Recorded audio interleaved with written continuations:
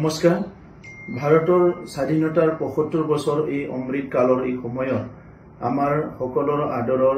আমাৰ সকলোৰ সন্মানৰ ভাৰতৰ প্ৰধানমন্ত্ৰী বিশ্ব নেতা নৰেন্দ্ৰ মোদী ডাঙৰীয়াই এইবেলি স্বাধীনতা দিৱস উপলক্ষে 13 তাৰিখৰ পৰা 13 আগষ্টৰ পৰা 15 আগষ্টলৈ আমাৰ ভাৰতবৰ্ষৰ সকলো নাগৰিকক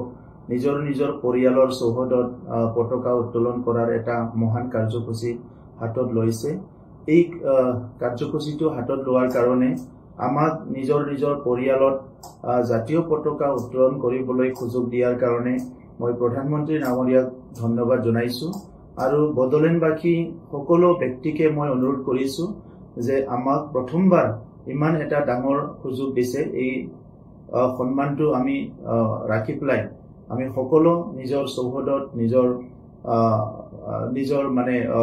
প্ৰেমিসেছত এটা জাতীয় পতাকা উত্তোলন কৰিব লাগে আৰু এই কাৰ্যসূচীটো যাতে সফলভাৱে ৰূপায়ণ কৰে মই সকলোলৈ মই আহ্বান জনাইছো আৰু এই কাৰ্যসূচীটো ভালকে ৰূপায়ণ কৰি আমাৰ দেশৰ প্ৰতি আমাৰ যিটো শ্ৰদ্ধা এটো সকলো জনাব লাগে আৰু আমাৰ ঐক্যতা আৰু যিটো আমাৰ ভাৰতবৰ্ষৰ যিটো স্ট্ৰেংথ হেতু আমি শো কৰিব লাগে হেতু মই সকলোকে অনুৰোধ কৰিছো।